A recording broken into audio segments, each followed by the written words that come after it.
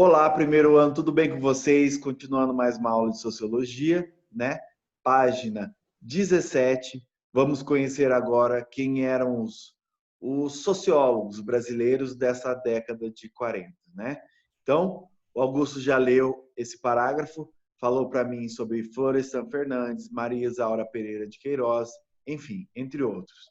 O mais conhecido que nós vamos destacar aí vai ser Florestan Fernandes. Ele realmente trouxe muitas análises, muitas contribuições para a sociologia no Brasil.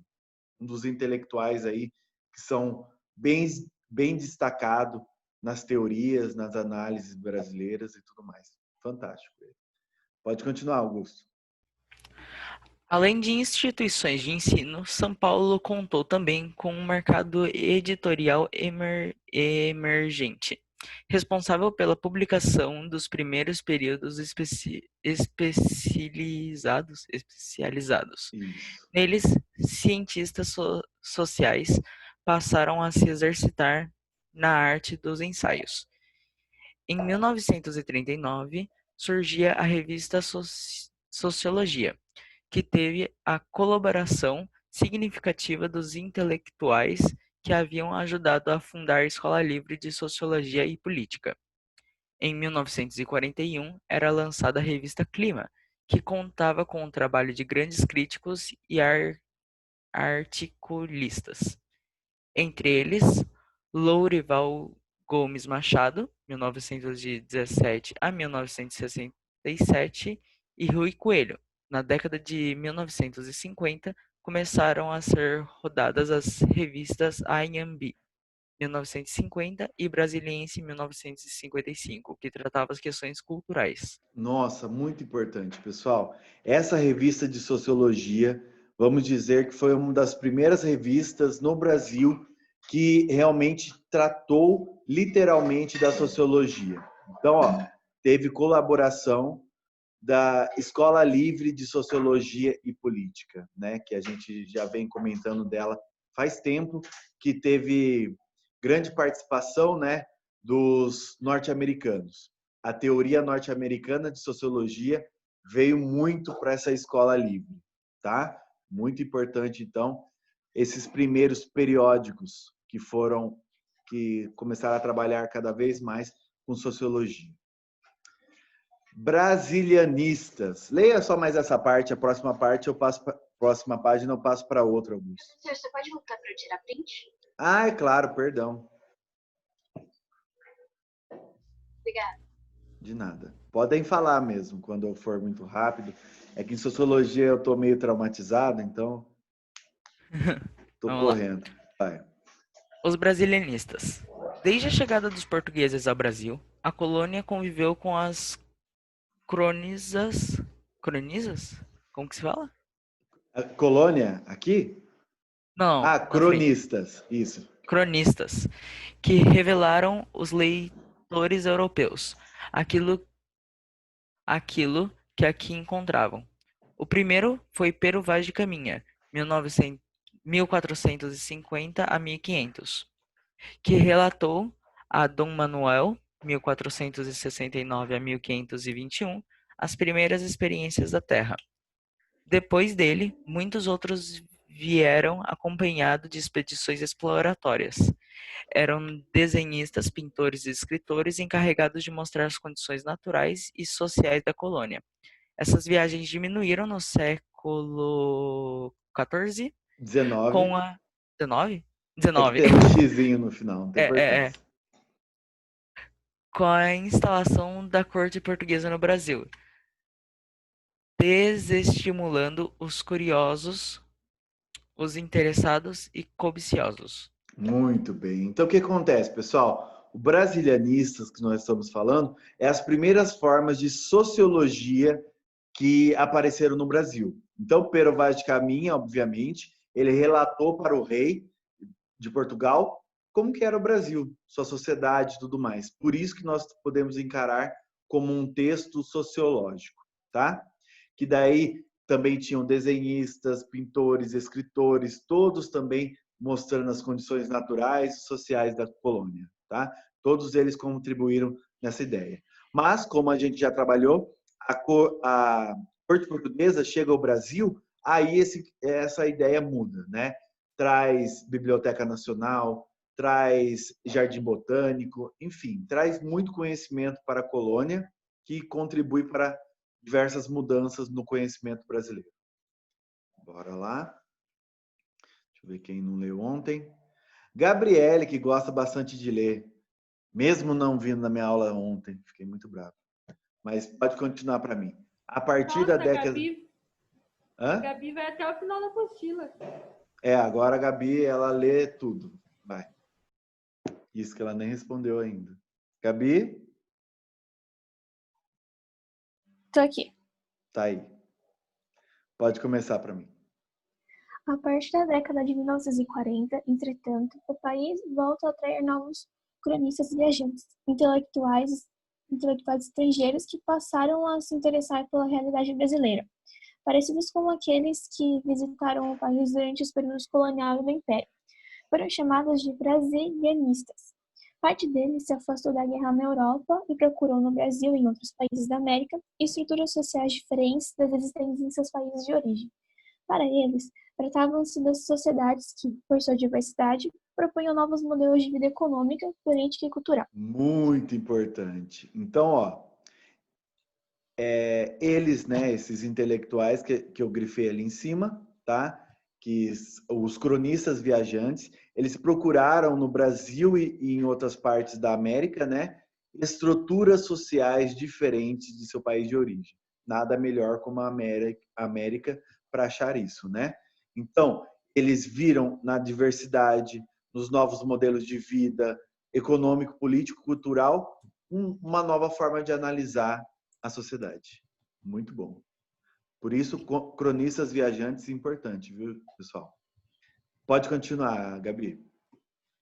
Enquanto os pesquisadores brasileiros se interessavam por aquilo que nos aproximava da Europa, os europeus, ao contrário, dedicavam-se ao estudo do que nos afastava dela.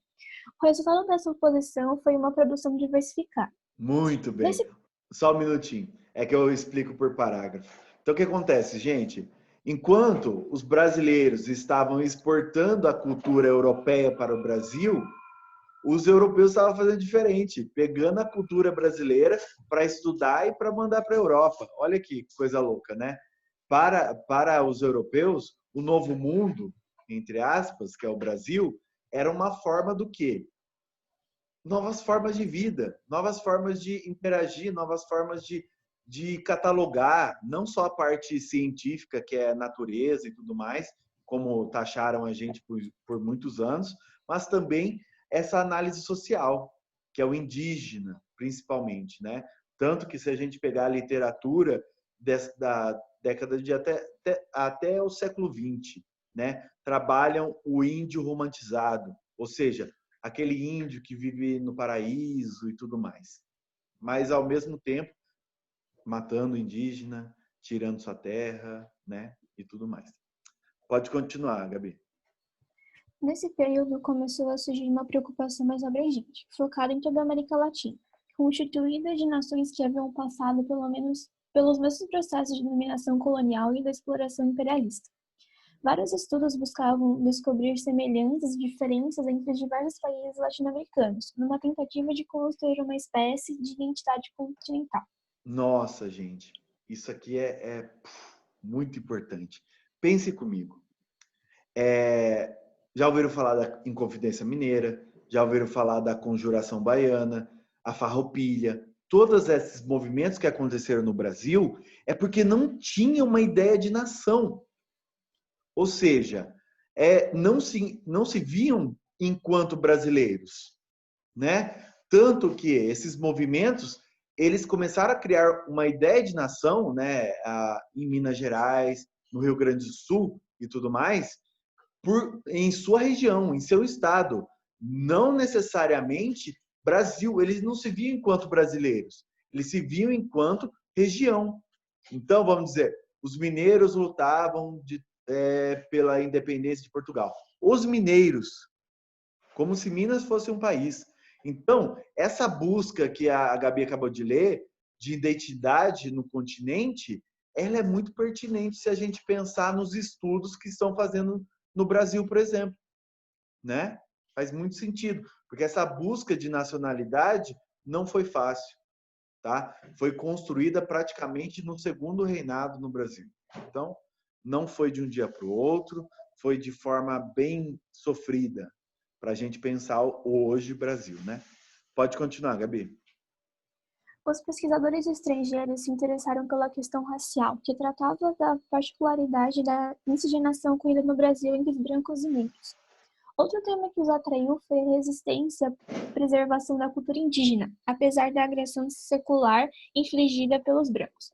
Por fim, os brasilianistas trataram das relações entre os estados e as forças armadas, tanto no contexto da Guerra Fria como na formação dos países sul-americanos. Muito importante. Então, gente, esse povo que vem de fora, né, esses estrangeiros, eles quiseram colocar a questão racial. Não é à toa que muitos intelectuais desse momento trabalharam a questão da miscigenação, que nem a gente já comentou nas páginas anteriores, né? Que é a mistura do branco, europeu, com o indígena e com o negro, né? Africano. Então, essa mistura chamou a atenção dos estrangeiros, que não era algo costume, né? Fora. Então, isso faz parte das pesquisas que eles vão se debruçar. Outra, resistência e preservação da cultura indígena. Não foi uma coisa fácil, realmente foi um genocídio da população indígena em todos os países da América, tá? Que hoje são países, né? E a sua cultura, obviamente, vai sendo apagada junto com eles. Então, essa galera que tentou realmente preservar a cultura, inclusive os jesuítas, né, no Brasil, são estudados por essas pessoas que vêm de fora. E por último, os brasilianistas, eles também começam a estudar a relação do Estado e das Forças Armadas, tá? Que no Brasil vai demorar para acontecer, só na Guerra do Paraguai, que daí o Brasil vencendo, estando entre os vencedores, os militares saem com mais poder. Se tem poder hoje, é por causa da Guerra do Paraguai, certo? Último, pode ir, Gabi.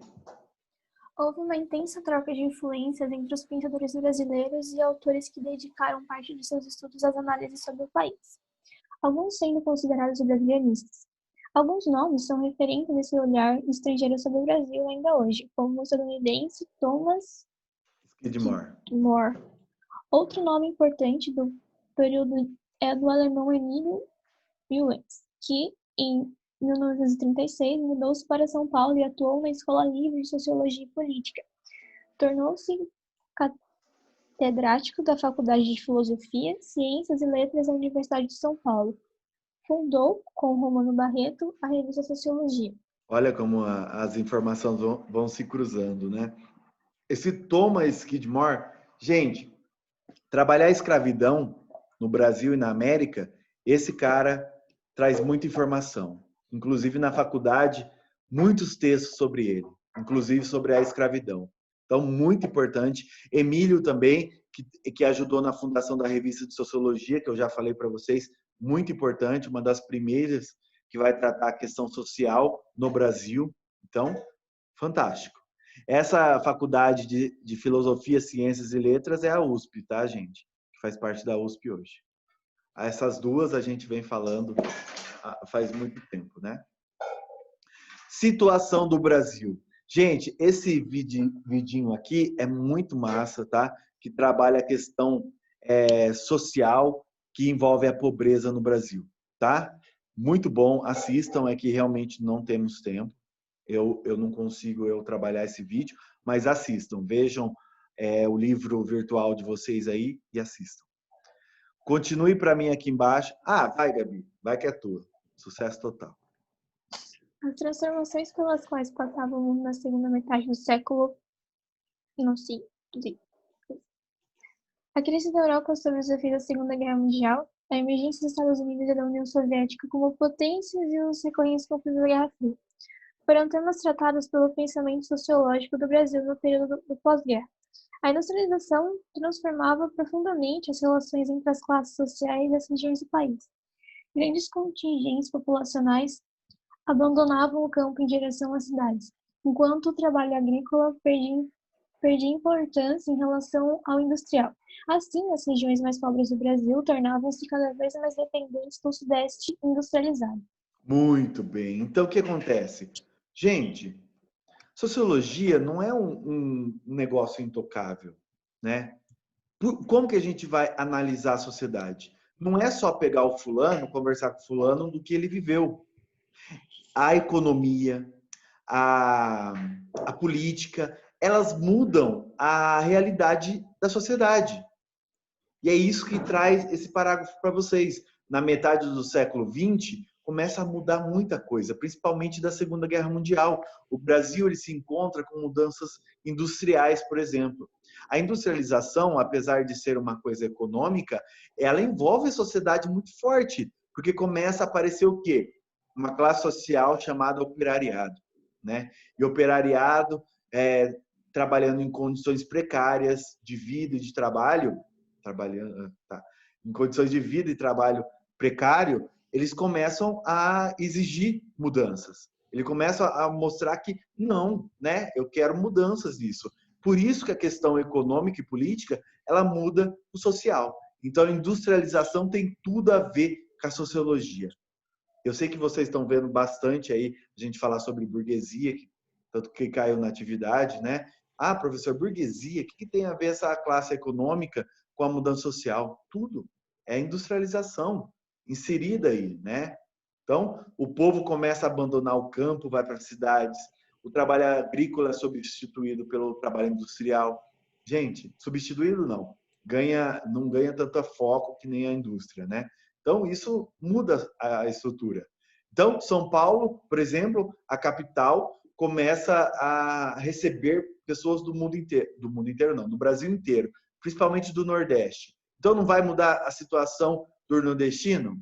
A sua forma de viver? A sociologia vai trabalhar isso, né? Muito importante. Pode continuar, Gabi.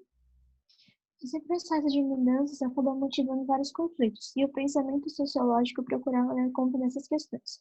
Foram pesquisados o conflito de etnias e as condições do imigrante e do imigrante nacional. A busca por um desenvolvimento social e econômico capaz de atender às diferenças sociais se tornavam cada vez mais evidentes, ocupou os sociólogos brasileiros. Integração e mudança eram os principais temas. Gente, olha isso aqui. Outra questão econômica. A vinda do imigrante para o Brasil, economicamente falando, é para substituir a mão de obra escrava que vai conseguir a sua abolição, certo? Questão econômica. Quando a gente vai tratar agora a mesma imigração na questão social, a gente vai falar sobre o branqueamento da sociedade, que era um dos projetos da imigração. Não, vamos trazer a mão de obra barata da Europa, né? As pessoas que estão buscando novas oportunidades, agora a Lei Mar. E o que acontece? Chegam no Brasil não só como mão de obra barata, chegam no Brasil com uma ideia sociológica de embranqueamento social. Que era o quê? Para miscigenação do negro e do indígena, para clareamento da sociedade. Então, gente, muito importante. A questão econômica, ela anda lado a lado, e política, ela anda lado a lado a social. Por isso a sociologia está trabalhando isso aí. Muito importante. Deixa eu ver aqui mais. Tá. Continue para mim. Emily Luiza, já que a Schiave não gostou, eu escrevi errado ontem. Vai. Oi. Havia séria preocupação com o despertar da consciência e com o resgate das raízes, das origens e das tradições do país, ameaçadas de se perderem no confronto com o novo Brasil industrial. Era o país adquirindo consciência dos desafios de sua complexidade. A crise europeia e a divulgação das atrocidades cometidas durante a guerra foram fatores que contribuíram para que o país superasse a tendência de sempre se identificar com as metrópoles econômicas e culturais da Europa. Assim como as artes, a ciência começava a valorizar os aspectos mais específicos e minoritários da sociedade. Nossa, gente, para vocês entenderem como esse debate que nós estamos lendo agora é tão atual na nossa sociedade de hoje e na sociedade que passaram pela escravidão, escravidão era uma forma econômica de trabalho, né?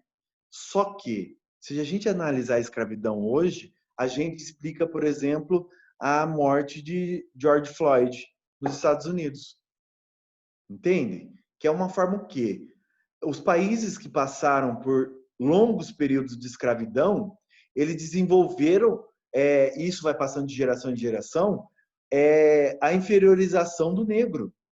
Então, isso é intrínseco na sociedade. Uma questão econômica, que era a mão de obra, ela atinge a sociedade de forma muito feroz e é passado de pai para filho, né? Como tem um vidinho na internet, nenhuma criança nasce racista, né? Ela torna-se, ela aprende a ser racista. Então, isso vai passando de geração a geração, isso vai fixando na mentalidade de cada cidadão e cidadã, né? E é difícil de tirar por causa que é enraizado. Uma brincadeirinha, às vezes, passa como normal. E é aí que mora algum dos problemas que sempre vai existir, né? Então, muito importante, gente. Essa análise da questão social no Brasil, também não podemos esquecer da questão escravista e o que isso impactou na sociedade, tá? Muito importante. Por isso, os minoritários da sociedade. Quem são os minoritários, tanto que são esquecidos pelas constituições dessa época? Negro, indígena, mulheres, analfabetos e assim por diante. Nosso professor, analfabetos não era a maioria da população nesse momento? Sim, mas ele é considerado como minoria porque ele é excluído, né? Então faz parte. Pode continuar, Emily. Os sociólogos também tentavam identificar nesse processo de mudança uma revolução burguesa com características próprias, distante dos modelos de revolução burguesa ocorridos na Europa. Eu tô lendo certo, né? Da Europa, que teria promovido, sim. Que teria promovido o rompimento com a ordem tradicionalista e propiciado a modernização da estrutura produtiva no Brasil. Foi o que fez Florestan Fernandes, na obra A Revolução Burguesa no Brasil, publicada na década de 1970. Muito bem. Então, o que as revoluções burguesas, quando a gente fala revolução burguesa, é a revolução que leva ao poder o burguês, né? Essa classe social que depende do comércio, do mercantilismo e tudo mais na sua época, né? Então, o que acontece? Revolução Inglesa, ela é burguesa? Sim, que vocês vão estudar comigo o ano que vem. E estudaram também no 8º ano. A Revolução Francesa, ela é burguesa? Um período dela é burguesa, sim. As revoluções que aconteceram em 1820, 1830 e 1848, elas são burguesas? São burguesas. E todas elas são analisadas e todas elas contribuem para mudanças sociais. E essas mudanças sociais vão chegar no Brasil, tá? Tanto que eu já ensinei vocês a questão da burguesia, que era uma classe que começa a surgir no Brasil também no século XIX, tá? E daí o que acontece? Florestan Fernandes, esse cara fantástico, ele vai lá e escreve também isso, como que foi a Revolução Burguesa no Brasil. Como que a burguesia, ela chega ao poder. Ah, professor, sempre teve o poder? Obviamente que não, era agrário. E quando a gente fala de burguesia, ela é ligada a comércio, né? Então, é aos poucos. O papel da industrialização também vem da burguesia, tá? Então, ó, muito importante. Pode continuar, Emily. Tá mudo.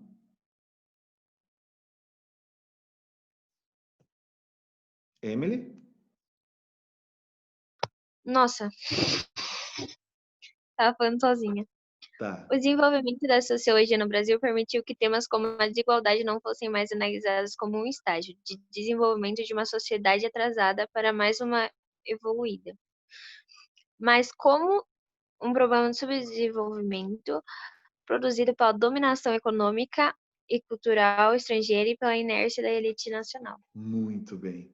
Nossa, se a gente pegar esse debate sobre subdesenvolvido, né, países desenvolvidos, países em desenvolvimento e países subdesenvolvidos. Isso é mais geografia, tá, pessoal? Mas só para vocês entenderem que esse desenvolvimento de análise de qual estágio o país estava acompanhou o Brasil por muitos anos, né? E, de certa forma, como pejorativo, né? Ah, o país é subdesenvolvido, né? Então, já mostra um país atrasado e tudo mais. Então, a sociologia vai lá, pega esse estágio de desenvolvimento da sociedade, que pode ser visto como atrasada, né? E fala que não, o subdesenvolvimento faz parte de uma consequência do país. Qual consequência, professor? A dominação de outros países sobre ele. Isso é um exemplo Brasil, claro, né? Foi dominado por muitos anos, foi colônia, foi explorado, e depois conseguiu sua independência, mas ainda um monarquista continuou governando e tudo mais. Então tem um histórico para explicar isso. Não é simplesmente falar, ah não, o Brasil é subdesenvolvido. Por quê que ele é encarado como subdesenvolvido?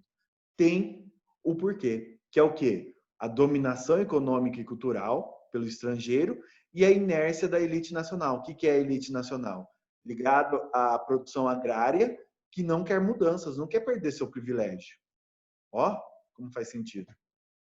Vai, Emily, por favor. Os estudiosos acreditavam que o capitalismo industrial no Brasil reproduziria, ainda que tardiamente, as mesmas etapas e características da Revolução Burguesa Liberal, ocorrida na França e na Inglaterra. As teorias sobre a dependência e o imperialismo permitiam a compreensão de que o desenvolvimento do capitalismo em países que passaram pelo colonialismo produzia outra realidade, que resultava das relações desiguais entre nações existentes no capitalismo internacional. Nossa, fantástico. Então, o que acontece, pessoal? Esses estudiosos, eles começam a analisar o capitalismo industrial no Brasil, né? Ah, como que isso ocorreu? Como que desenvolveu para as primeiras indústrias? Eu já comentei com vocês que a produção do café, o lucro da produção do café foi inserido na industrialização. Ah, professor, como que um produtor agrário pode ser um burguês? Calma, não podemos dizer isso. Foi uma transição, é aos poucos, tá? Que a gente percebe essa mudança. Mas o que a gente tem que falar? Que esse caráter de industrialização, ele pega mesmo corpo no século XX no Brasil. Recente, se a gente parar para pensar, né? Então, ele vem e fala, não, nós vamos analisar o desenvolvimento do capitalismo nos países que passaram pelo colonialismo e acabaram resultando em desigualdades. Muito bom, muito importante, né? Uma análise sociológica de uma questão econômica como essa, né? Que, através disso, gera uma desigualdade muito grande. Ainda mais porque é um país já explorado, né? Que é considerado subdesenvolvido, aí vem o capitalismo, aí acaba gerando, resultando em relações desiguais. Muito bom. Professor, você pode voltar para tirar print? Ah, sim, claro. Perdão. Leia o último para mim, Emily Luísa. O pensamento sociológico, como forma de desenvolver uma consciência crítica sobre a realidade, adquiriu uma importância maior. Suas análises sobre desigualdades sociais, etnias políticas, indigenistas, regionalismos, tradições, transição e mudança seriam incorporadas pela geografia, pela história e até pela filosofia. Filosofia. Gente, então, será que o trabalho da sociologia foi importante?